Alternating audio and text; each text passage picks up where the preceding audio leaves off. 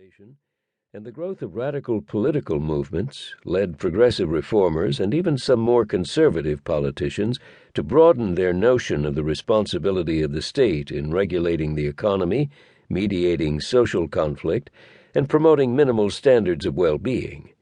Still, until the 1930s, the federal government stayed modest in size, administrative capacity, and penetration into the daily routines of American life.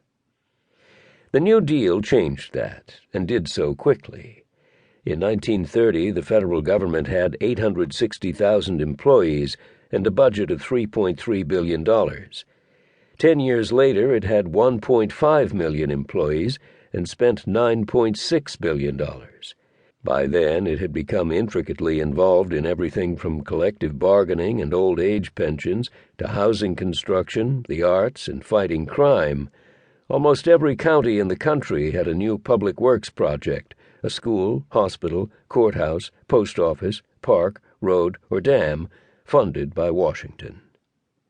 The swelling size and scope of government came in large part in response to the Great Depression. During Roosevelt's presidency, the federal government hired millions of unemployed, propped up prices and incomes, lent money to keep businesses afloat and homeowners from defaulting on mortgages, and rescued and reformed the banking system. With conservative political and business elites discredited by the economic debacle, reformers had the opportunity to carry out previously blocked plans, including offering subsidies to farmers, creating the Tennessee Valley Authority, TVA, and more actively regulating Wall Street. Under pressure from popular movements of the left and right, Washington established a limited welfare state. The Social Security Act created a national pension system, unemployment insurance, and welfare programs for the dependent poor. The National Labor Relations Act, commonly known as the Wagner Act, protected the rights of workers to join a union and engage in collective bargaining. The Fair Labor Standards Act established a national minimum wage and limited working hours. An electoral realignment accompanied the expansion of the state. By the mid-1930s, a new coalition had emerged in support of Roosevelt. It included immigrants and their children, African Americans, organized labor, big city democratic machines, farmers, small businessmen, some corporate leaders, and, at least tacitly, elements of the socialist and communist left, whose influence exceeded their small size. The Roosevelt administration also benefited from solid Democratic control of the South. Powerful though it was, the New Deal coalition stopped winning major reforms well before the Depression ended. Southern Democrats grew fearful that the extension of federal power into localities would threaten the racial order, while urban politicians fretted that New Deal networks outside their control would undermine local party organizations. As many voters grew disenchanted with the growing size of the government and Roosevelt's failure to bring about sustained economic recovery, anti-New Deal business leaders mobilized through trade associations and the Republican Party. From 1938 on, a stalemate developed in Congress between two blocs, one of pro-New Deal liberals, largely in the Democratic Party, and the other anti-New Deal conservatives, which joined Republicans with Southern Democrats.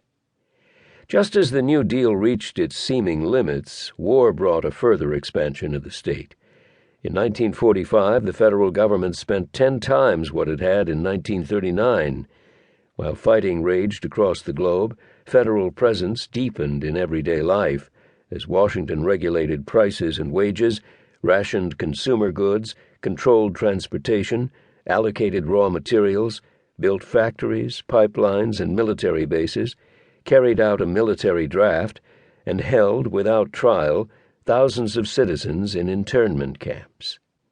To finance the swollen state sector, Washington undertook massive borrowing and revamped the tax system. Prior to the war, only the wealthy paid income taxes. During it, Congress drastically lowered the cutoff for income tax exemption so that middle and working-class families had to pay federal taxes as well. Filing income tax returns became a yearly national ritual, reminding income earners of the extent and cost of federal power. Federal growth evoked less controversy during World War II than during the New Deal, since the state expanded to wage a war that most Americans supported.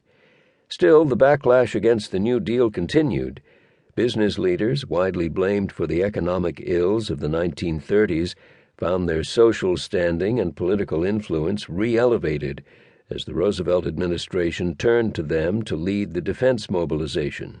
By contrast, reformers found their influence diminished by the priority given to war needs and an increasingly conservative Congress. The Union movement provided something of a countervailing force, growing during the war to 14